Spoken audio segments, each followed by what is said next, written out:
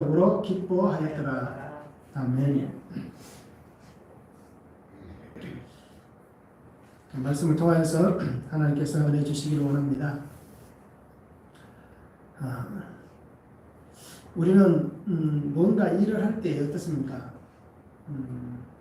최선을 다해서 일을 하십니까? 아니면 그냥 대충 해도 되지 라고 하시면서 일을 하세요. 아마 대부분 99%는 그렇게 생각하실 거예요. 최선을 다해서 하실 겁니다. 그죠? 그런데 나도 최선을 다해서 무언가를 해야 되는데, 우리가 하나님의 일을 하든 또는 내 개인사의 일을 하든, 때로는 누군가가 내게 부탁한 일들을 진행하든, 우리가 어떻습니까? 그 일을 할 때에 최선을 다하고 있느냐라는 것입니다. 나는 무엇을 위해서 최선을 다합니까? 내가 얻을 이익이 있으면 최선을 다합니까? 아니면 내가 얻을 명예가 있으면 최선을 다합니까? 또는 내가 그 일로 인해서 어떤 권력을 얻는다든지, 때로는 나에게 정말 값진 소중한 것들이 생겨난다면 우리가 최선을 다하십니까? 어떻습니까? 이유가 있고 분명한 목적이 있어야만 최선을 다하는가라는 것입니다. 오늘 우리가 분명히 기억하는 것은 이유가 있고 목적이 있을 때는 당연히 최선을 다하겠지만, 내가 이 일을 해도 특별한 이익이 생겨나지 않는다 하더라도, 또는 그 일이 나에게 유익이 없다 하더라도, 우리가 그 일들을 진행할 때 정말 최선을 다하는 그런 마음가짐이 있는지를 우리가 한번 돌아볼 수 있으면 좋을 것 같아요. 그래서 나는 어떤 열정을 가지고 사는가라는 것입니다. 젊을 때는 열정이 참 많았을 거예요. 그렇죠? 특히 우리 연세가 드신 성도님들은 그러실 겁니다. 젊을 때는 참 열정이 많았는데, 시간이 지나가면서 이런저런 일들을 수없이 많이 경험하면서 때로는 실패하기도 하고, 때로는 좌절하기도 하고, 어떤 것은 시작도 해보기도 전에 이렇게 우리가 얘기하자면 엎어졌다라고 표현할 만큼 시작도 해보기 전에 일이 안 풀렸던 그런 경험들도 있고, 그래서 세월이 흘러가면 흘러갈수록 어떤 사건 앞에서나 어떤 일들 앞에서 내 열정이 식어가는 것을 우리가 볼 수 있을 겁니다. 그래서 나는 더 이상 태울 수 있는 것이 없다. 내 인생에 더 이상 태울 만한 장작이 남아있지 않다. 혹시 그렇게 생각하고 있지는 않은가라는 것입니다. 하나님께서 우리에게 맡기신 일은 나이가 상관이 없습니다. 하나님께서 내게 맡기신 일은 환경이 상관이 없습니다. 하나님이 나를 부르셔서 쓰시기만 하신다면 내 나이가 어떻든 내 환경이 어떻든 그것은 전혀 문제가 되지 않습니다. 왜요? 하나님께서 쓰시기 때문입니다. 하나님이 사용하시려면 우리가 분명히 아시잖아요. 돌들도 아브라함의 자손이라고 찬송할 것이다 라고 말씀하잖아요. 마른 나무까지도 하나님이 사용하시잖아요. 아론의 지팡이가 어떻습니까? 이미 죽어있는 지팡이입니다. 그 나무는 말라 비틀어졌잖아요. 지팡이로 쓰는 것이기 때문에 뿌리가 날 수도 없고 싹이 날 수도 없습니다. 살구 열매를 맺을 수도 없습니다. 그런데 어떤 일이 벌어집니까? 하나님이 그 지팡이도 쓰시니까 살구 열매가 맺잖아요. 그만큼 하나님이 우리를 사용하신다면 우리가 어떤 열정을 가지고 살아가야 할지를 한번 깊이 있게 생각해 볼 수 있었으면 좋을 것 같습니다. 그저 나이가 이 정도 되었으니까 세상 사람들 같이 그냥 그렇게 떠내려가다가 그냥 하나님 부르심이 가야지 라고 생각하지 마시고, 내가 힘이 있고 내가 걸어 다닐 수 있고 내가 손으로 뭔가 집을 수 있는 힘이 있다면 하나님께서 내게 주신 그 사명이 있습니다. 그래서 끝까지 우리가 열정을 가지고 그렇게 하나님 앞에 살아가면서 세상으로 휩쓸려가는 것이 아니라 세상을 거꾸로 거슬러 올라가는 그러한 믿음의 삶을 저와 우리 성도님들이 함께 살았으면 참 좋겠습니다.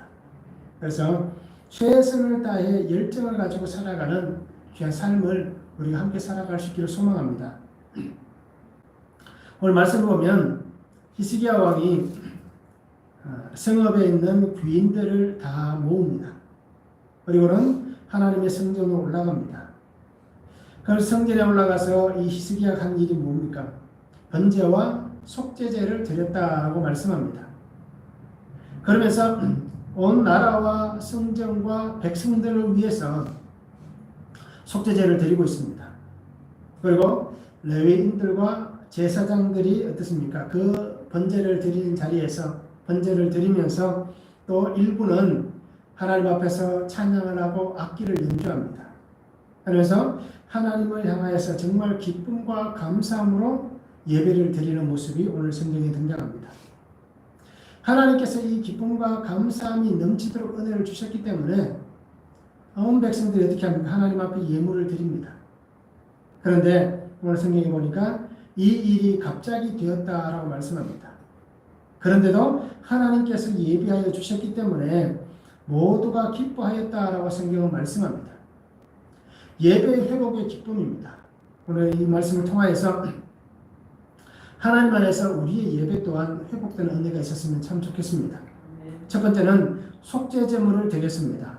20절에서 24절을 보면 히스기야 왕이 일찍 일어나 성읍의 귀인들을 모아 여호와의 전에 올라가서 수송아지 7마리와 순양 7마리와 어린 양 7마리와 순염소 7마리를 끌어다가 나라와 성소와 유다를 위하여 속죄제물로 삼고 아론의 자손 제사장들을 명령하여 여호와의 제단에 드리게 하니 이에 수소를 잡음에 제사장들이 그 피를 받아 제단에 뿌리고 또 순양들을 잡음에 그 피를 제단에 뿌리고 또 어린 양들을 잡음에 그 피를 제단에 뿌리고 이에 속죄제물로 드릴 순염소들을 왕과 회중 앞으로 끌어오매 그들이 그 위에 안수하고 제사장들이 잡아 그 피를 속죄제로 삼아 제단에 드려 온 이스라엘을 위하여 속죄하니 이는 왕이 명령하여 온 이스라엘을 위하여 번제와 속죄제를 드리게 하였음이더라 라고 말씀합니다.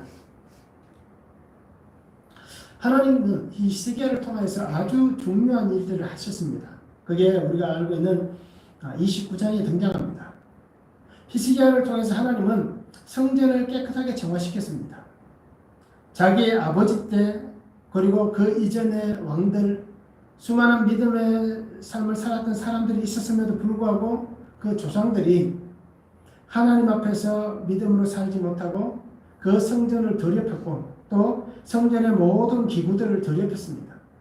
심지어는 성전에 있던 그릇들까지도 지저분하게 만들었습니다.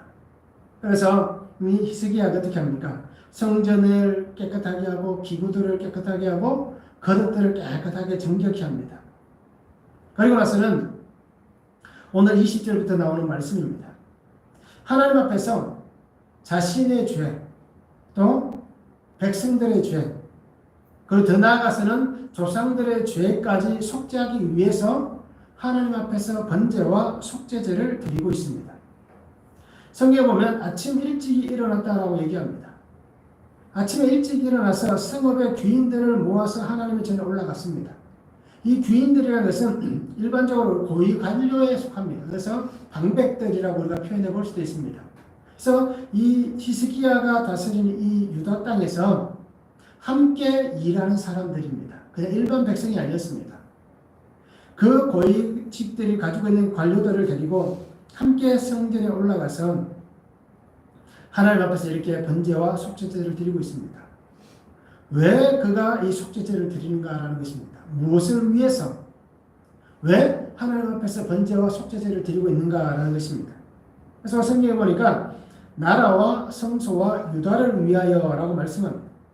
이 나라라는 표현은 남쪽 유다만 얘기한 것이 아닙니다. 북이스라엘을 포함한 이 모든 이스라엘 땅을 포함하고 있습니다. 성소는 우리가 알듯이 성전입니다. 그리고 유다를 다시 한번 강조하고 있습니다. 그래서 온 이스라엘을 위해서 이렇게 속죄제를 드리고자 하는 것이 히스기야의 마음이었습니다. 하나님 앞에서 이 성전을 깨끗하게 했습니다. 그러면서 이제 우리가 해야 될 것은 깨끗하게 한 성전에서 우리가 지은 죄, 그리고 조상들이 지었던 죄, 그리고 백성들이 지은 수많은 죄악들을 다 하나님 앞에서 드러내기를 원하는 것입니다. 그런데 오늘 이 속죄제의 특징이 하나 있습니다. 그 특징이 무엇인지 우리가 자세히 들여다보시기 바랍니다. 히스기야는 남유다의 왕입니다. 히스기야가 통치하던 이 시대에 북쪽 이스라엘은 어떻습니까? 이미 아시리아에 의해서 멸망한 다음입니다. 722년경에 어떻습니까? 이 북이스라엘은 멸망을 당했습니다. 그러면 그 땅은 어떻습니까? 지금 나라가 어느 나라 땅입니까? 엄밀히 따지면 아시리아의 땅입니다. 그 땅에 있는 사람들을 위해서도 속죄제를 드리는 것입니다. 우리가 있는 이 땅은 하나님의 백성은 이 유다민족 우리만 하나님의 백성이 아니라 이미 나라가 멸망당하고 그 땅에 어떻습니까? 외부의 사람들이 들어와서 아시리아의 그런 혼혈 정책으로 인해서 외부의 사람들이 그 땅에 들어와서 함께 살아가고 있지만 남아있는 하나님의 사람들, 이스라엘의 남은 사람들이 바로 우리와 같이 함께 한 민족이다라는 것을 얘기하는 것입니다. 그래서 온 이스라엘을 위해서 하나님 앞에 속죄제를 드린 것입니다. 어떻습니까? 나라가 갈라진 지 200년이 넘었습니다. 여로보암과 로보암 시대에 나라가 갈라졌습니다. 그리고 그 시간 200년이 넘었습니다. 이 긴 시간 동안 어떤 분열된 나라였습니다. 하나의 민족이었지만 갈라진 나라였습니다. 그렇다면 그 사람들을 배제해버린다면 우리는 당신들과 상관이 없습니다. 배제해버리고 또 어떻습니까? 우리 남쪽 유다만을 위해서 우리가 하나님 앞에 속죄제를 드리고 예배합시다 라고 얘기한들 누가 히스기야를 비난하겠습니까? 그렇지 않습니까? 누가 왕에게 왜 북쪽의 사람들은 함께 예배하지 못하게 합니까? 왜 그 사람들 우리 민족 아닙니까? 라고 얘기하는 사람들이 누가 있냐는 것입니다. 악감정을 가지고 그렇게 비난하거나 히스기야를 신뢰할 사람들은 아마 없을 것입니다. 아마 그것이 어떻게 보면 당연할 수 있습니다. 우리 남아있는 우리 유다민족, 이 민족을 위해서 하나님 앞에 예배하고 번제하고 속죄제를 드리는 것이 당연할 수 있습니다. 그런데 히스기야는 어떻게 합니까? 이 속죄제의 분명한 목적, 이 속죄의 분명한 뜻을 세우고 있는 것입니다. 우리만 하나님 앞에서 깨끗하고 정결하게 되는 것이 아니라 하나님이 택하셨던 이 민족, 비록 나라가 망하고 남아있는 그 사람일지라도 그들이 우리와 함께 하나님이 택하신 민족이다. 그 한 사람 한 사람을 위해서 함께 속죄제를 드리는 것입니다. 그래서 하나님 앞에 나아가서 함께 죄를 고백하고 죄의 용서하심을 받지 않으면 이 민족이 하나님 앞에서 영적으로 또 하나님 안에서 회복될 수 없다라는 그 깊은 깨달음이 아마 히스기야에게 있었던 것 같습니다. 그래서 하나님께서 가장 기뻐하시는 것이 무엇인가? 우리가 예배를 드리면서 하나님이 정말 기뻐하시는 것이 무엇인가? 이것을 중심 있죠. 이것에 어떤 포인트가 맞춰져 있다면 아마 우리가 예배할 때에 하나님이 기뻐하시는, 하나님이 받으시는 예배를 우리가 드릴 수 있을 것입니다. 바로 히스기야는 이 하나님이 기뻐할 것이 무엇인지를 알았고 또 그것을 실행해서 옮기고 있는 것을 볼 수 있습니다. 우리 이후에도 등장하지만 히스기야 같은 북쪽에 있는 사람들까지 다 초대해서 하나님 앞에서 지금까지 지키지 않았던 율법의 규례대로 지키지 않았던 유월절을 지키는 것을 보여줍니다. 이것을 통해서 히스기야의 모습이 어떤지 우리가 잘 알 수가 있는 겁니다. 죄가 해결되지 않으면 그 삶의 신앙이 온전하다라고 말할 수 없습니다. 하나님 앞에서 바른 신앙을 가지고 살아가고 있다라고 말을 할 수가 없습니다. 가장 기초적이고 기본적인 그 죄가 씻겨지지 않으면 그 사람의 신앙이 바릅니다. 그 사람의 신앙이 온전합니다. 그 사람은 하나님이 기뻐하시는 사람입니다. 라고 말할 수가 없다라는 것입니다. 왜냐하면 속죄는 신앙의 시작입니다. 죄 고백은 그 삶의 그 신앙의 시작입니다. 속죄는 바로 신앙의 목적이 되는 겁니다. 그 속죄는 신앙의 완성이 되는 것입니다. 속죄가 일어나야만 하나님 앞에서 하나님이 인정하는 그 신앙의 삶이 되기 때문입니다. 그래서 오늘 히스기야는 백성들과 함께 올라가서 하나님 앞에서 나라와 성소와 유다를 위해서 우리가 함께 속죄하자라고 그렇게 얘기하고 있는 것입니다. 그러면서 어떻게 합니까? 그 피를 제단에 뿌립니다. 그리고 속죄를 위해서 제물의 머리에 안수를 합니다. 하나님께서 모세를 통해서 주셨던 그 말씀들 규례가 똑같습니다. 제단에 그 피를 뿌려야 됩니다. 그리고 그 제물 머리에 안수하는 것도 우리가 잘 알잖아요. 아사셀 염소라는 얘기를 들어보셨잖아요. 하나님 앞에서 속죄할 때 어떻게 합니까? 내 죄가 이 염소의 머리에 또는 양의 머리에 전가되게 하는 겁니다. 나 대신 이 염소가 이 양의 죽음을 통하여서 하나님 앞에서 내 죄가 깨끗하게 씻김 받는다라는 것입니다. 내가 죄인이기 때문에 내가 죄인이지만 내가 죽으면 안 되잖아요. 내가 죽으면 끝이 나버리기 때문에 내가 죄인이기 때문에 나의 모든 죄의 원인이 나에게 있기 때문에 하나님 나를 대신해서 이 짐승을 받아주시고 이 피를 통하여서 나를 정결케 해달라라는 그 신앙의 고백입니다. 결국 이것은 내가 유죄입니다라는 것을 시인하는 겁니다. 이렇게 하지 않으면 죄의 씻음이 없기 때문입니다. 하나님은 하나님 앞에서 이 번제와 이 속죄제를 드림을 통하여서 하나님의 용서하시는 은혜가 있기를 원하십니다.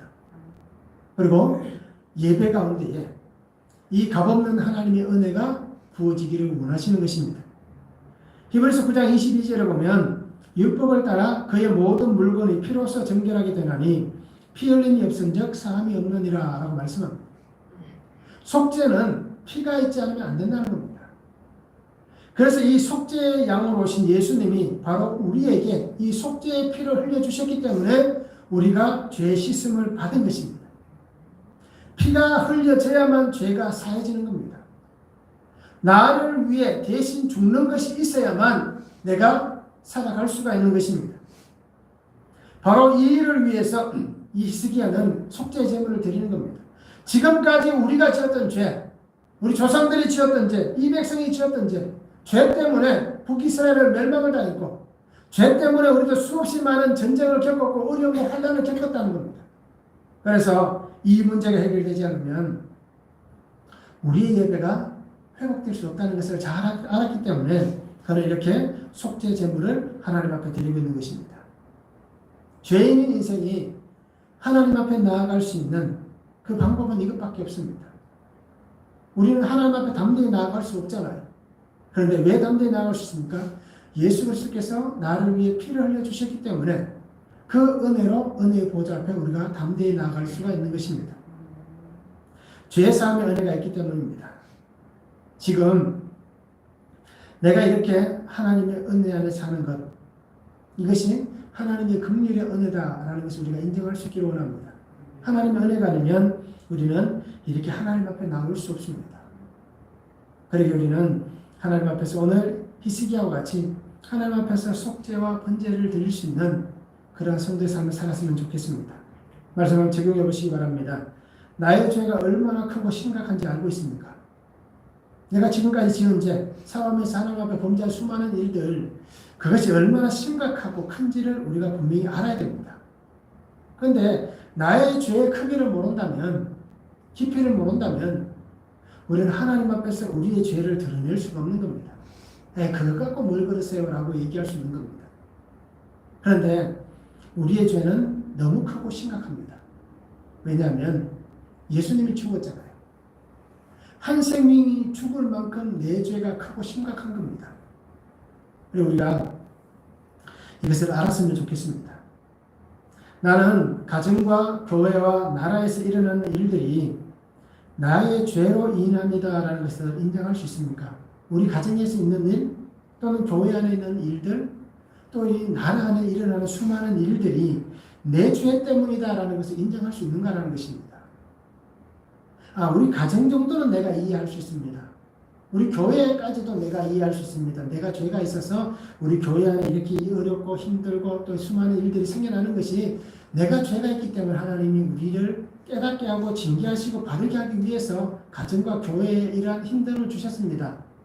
이것까지는 내가 인정할 수 있는데 이 나라 민족 안에 일어나는 이러한 수많은 일들, 이것이 내 죄 때문이다라고 인정할 수 있는가라는 것입니다. 아마 참 이 부분이 힘드실 거예요. 다른 사람이 잘못하는 것도 내 죄 때문입니까? 다른 환경도 내 죄 때문입니까? 라고 우리가 반문할 수 있습니다.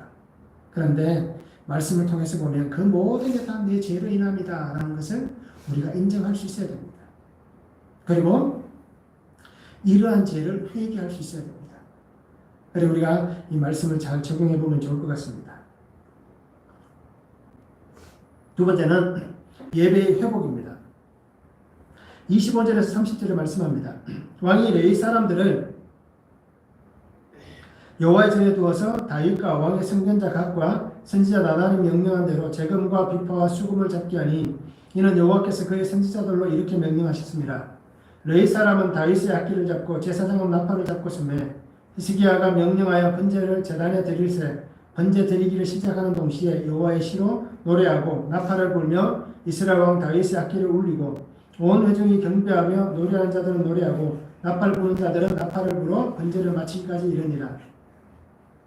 제사 드리기를 마침에 왕과 그와 함께 있는 자들이 다 엎드려 경배하니라.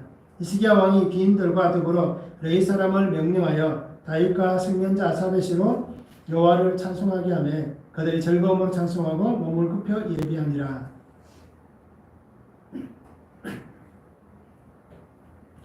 하나님께서는 이 속죄제를 드리는 히스기야와 그리고 그 방백들, 더 나아가서는 그 백성들에게 하나님께서는 예배의 감격을 누리게 해주십니다. 오늘 말씀에 보면 히스기야가 예배하면서 제사를 드리면서 하나님 앞에서 어떻게 합니까? 다윗과 왕의 선견자 각과 선지자 나단이 명령한 대로라고 얘기합니다.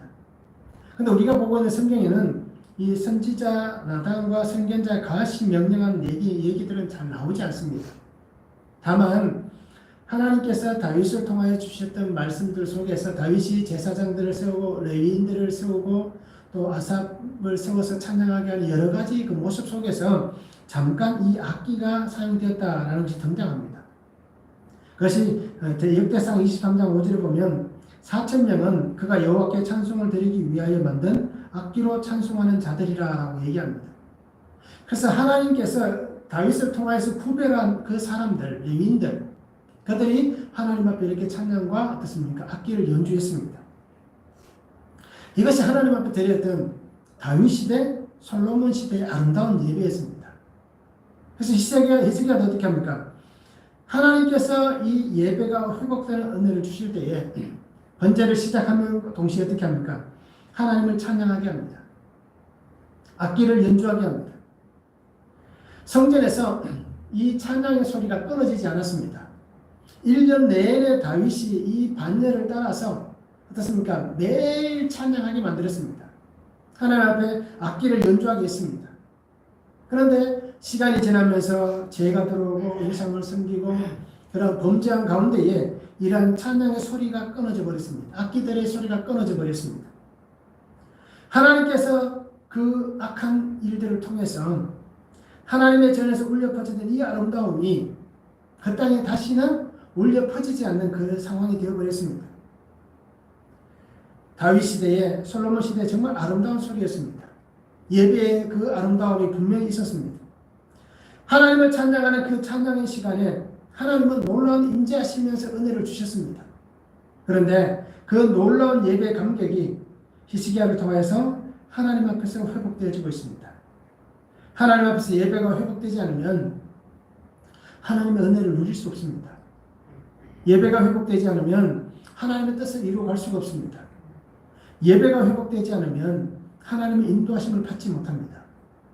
그런데 하나님께서는 어떻게 합니까? 이 예배가 회복되어짐을 통해서 우리가 알듯이 이 히스기야와 유다의 삶에 하나님의 놀라운 인도하심과 그 은혜들이 넘쳐나는 것을 우리가 성경을 통해서 우리에게 분명히 말씀해 주시고 있습니다. 하나님은 이 찬양과 이 예배를 통하여서 또 제물을 통하여서 하나님 앞에서 정말 하나님이 세워주시는 그 은혜가 분명히 있음을 보여주시고 있고 또 그 자리에서 섬김과 헌신의 아름다움이 있는 것을 오늘 우리에게 말씀해 주시고 있습니다. 그래서 히스기야가 이 예배를 회복한 것 같이 우리의 예배 또한 회복되어야 합니다. 예배가 회복되지 않으면 우리의 삶은 정말 어떻게 보면 공공한 삶을 살아갈 수 있습니다. 궁핍한 자의 삶을 살아갈 수 있습니다.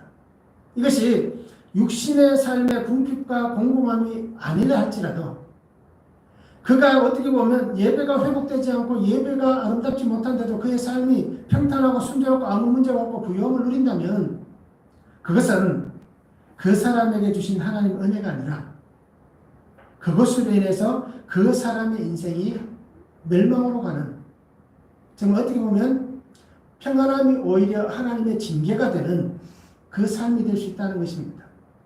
그리고 우리는 하나님 앞에서 예배의 삶을 회복할 수 있었으면 좋겠습니다. 히스기야를 통해서 이 예배가 회복됩니다. 수십 년 동안 수백 년 동안 닫혀 있었던 그 성전에서 찬양의 소리가 넘쳐나고 오랜 시간 동안 닫혀 있었던 그 전에 제단에 피가 뿌려지고 그 하나님 앞에서 속죄의 번제가 드려지는 모든 것을 다 태워서 하나님 앞에 드리는 그 아름다운 향기가 올려지는 그런 예배를 드리고 있는 것입니다. 예배자의 삶은 하나님의 말씀으로 사는 삶입니다. 하나님이 주신 나의 삶에 하나님의 은혜가 넘쳐나고 그 은혜를 인해서 하나님이 주신 그 말씀의 기쁨과 말씀의 감격, 말씀의 감사함이 넘쳐나는 그 삶이 예배자의 삶입니다. 예배자의 삶은 자신의 삶을 통해서 하나님 안에서의 삶을 사는 것입니다. 여기서 자신의 삶이라는 것은 앞에서 말씀드렸던 예배자의 삶이 바로 자신의 삶입니다. 기쁨이 넘치고 감사가 넘치고 하나님의 은혜가 넘치고 하나님의 임재가 있는 그것이 하나님 안에서 살아가는 삶입니다. 이 삶을 통해서 하나님 안에서 살아가는 삶이 바로 예배자의 삶이 되는 것입니다. 그래서 주어진 삶의 환경에서 최선을 다해서 하나님의 뜻이 이루어지는 그 삶이 바로 예배자의 삶을 살아가는 것이다 라는 것을 우리가 잊지 않았으면 좋겠습니다. 히스기야와 백성들은 하나님 앞에서 자신들의 몸으로 경배를 합니다. 찬양의 소리를 들으면서 하나님 앞에서 자신의 몸을 굽혀서 하나님 앞에 엎드려 경배하고 있습니다.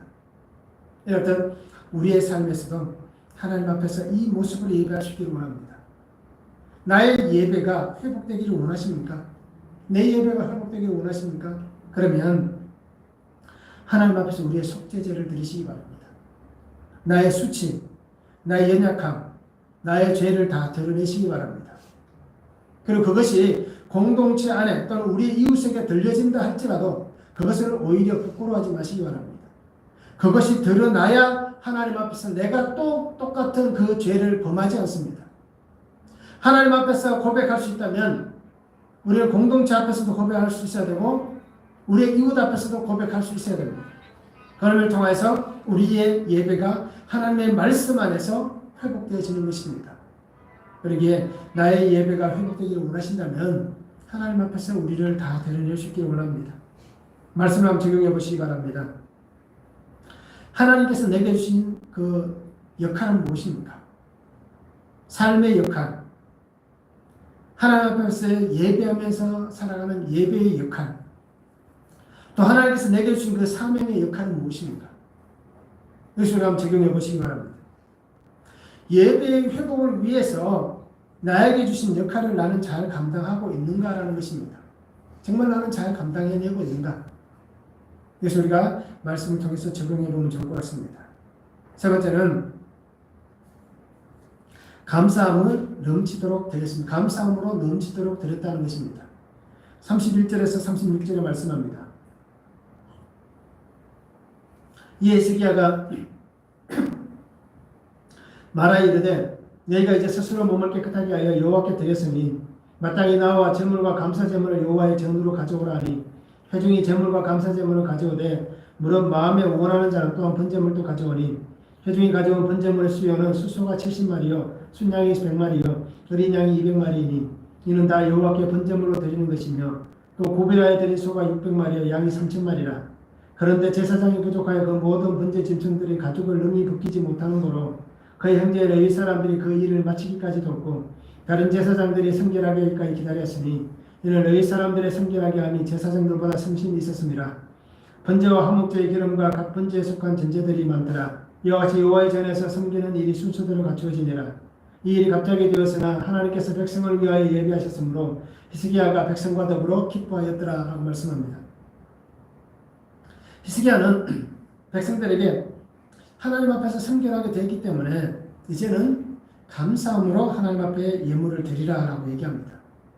제물을 하나님 앞에 감사함으로 드리자라고 제안을 합니다. 이것은 자기는 하지 않고 너희들은 드려라 라고 얘기하는 것이 아니라 이 제안은 본인도 드리면서 함께 하나님 앞에서 감사함으로 하나님 앞에 제물을 드리자라는 것입니다. 백성들은 히스기야의 이 말을 듣습니다. 왕의 명령이기 때문에 들은 것이 아닙니다. 오늘 말씀을 들으면서 우리가 오해하면 안 되는 게 왕이기 때문에 또는 교회에서 목사가 얘기하기 때문에 내가 드려야 된다. 이것은 잘못된 것입니다. 하나님 앞에서 이 백성들은 히스기야의 말을 듣는데 자신들이 하나님 앞에서 은혜를 경험했잖아요. 하나님께서 임재하셔서 자신들을 만나주시고 속죄해 주시고 베풀어 주신 그 은혜를 지금 맛보았기 때문에 왕을 통하여서 주시는 말씀을 왕의 명령이 아니라 하나님의 음성으로 들었다는 것입니다. 그러기에 그들은 어떻게 합니까? 하나님 앞에서 감사의 제물을 가지고 옵니다. 그리고 또 마음에 원하는 자들은 또 번제물을 또 드렸다라고 얘기합니다. 이것은 놀라운 일입니다. 32절과 33절을 보면 그 숫자가 나오잖아요. 수없이 많은 그 양의 소와 양과 그리고 어떻습니까? 염소가 드려지는 겁니다. 이것은 감사가 없으면 기쁨이 없으면 일어날 수 없는 일입니다. 예배가 하나님 앞에서 회복되었기 때문에 자원함이 생겨난 것입니다. 자원하였다는 것은 누군가가 강압적으로 그것을 만들어냈다라는 얘기가 아닙니다. 스스로가 그것을 이루었다는 얘기입니다. 스스로가 그것을 했다는 얘기입니다.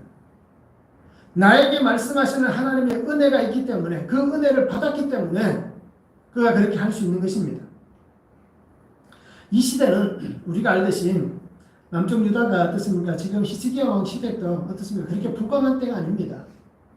수없이 많은 시간들을 겪어오면서 이들이 약해져 있던 때입니다. 다윗과 솔로몬 시대 같이 불광한 삶의 환경이 아닙니다. 재물이 너무 많아서 정말 너무 많아서 그렇게 어찌야 감당할 수 없기 때문에 내놓는 게 아니라 지금은 어떻습니까? 전쟁을 통해서 수도 없이 많은 것들을 빼앗긴 때입니다. 그러니까 내게 있는 것이 환경이 넉넉하지 않은 상황입니다. 그런데 어려운 중에도 힘든 상황에서도 백성들은 하나님의 은혜를 보았기 때문에 하나님께서 회복시켜 주신 그 은혜를 보았기 때문에 또 하나님의 도우시는 그 은혜를 보았기 때문에 그들은 힘에 겹지만 힘에 겹도록 그들이 하고 있는 것입니다. 힘들고 어렵지만 넘치도록 하나님 앞에 헌신하고 있는 것입니다. 이것이 감사가 있기 때문에 가능한 것입니다. 감사가 없다면 일어날 수 없는 일입니다. 오늘 우리도 그렇잖아요. 누군가가 억지로 강압적으로 얘기하면 하나님 앞에 드리는 우리의 예물 또한 마찬가지일 겁니다. 누군가가 나는 마음에 이 정도 하나님 앞에 드려야지라고 작정하고 있는데 누군가가 모르고 와서 그죠? 강압적으로 억지로 막 빼앗듯이 이렇게 해라 라고 얘기하면 우리의 마음이 어떻습니까? 내가 드리려고 했던 마음도 사라질 수 있다는 겁니다. 왜요? 그 안에 하나님의 은혜가 부족하기 때문에 그 안에 하나님 안에 주신 그 감사가 없기 때문인 것입니다. 그래서 오늘 성경 우리에게 분명히 얘기합니다. 감사가 있다면 넘치도록 하나님 앞에 할 수 있는 것입니다. 오늘날 우리가 많은 이슈가 되는 것 중에 한 가지가 11조에 관한 문제가 이슈가 참 많이 됩니다.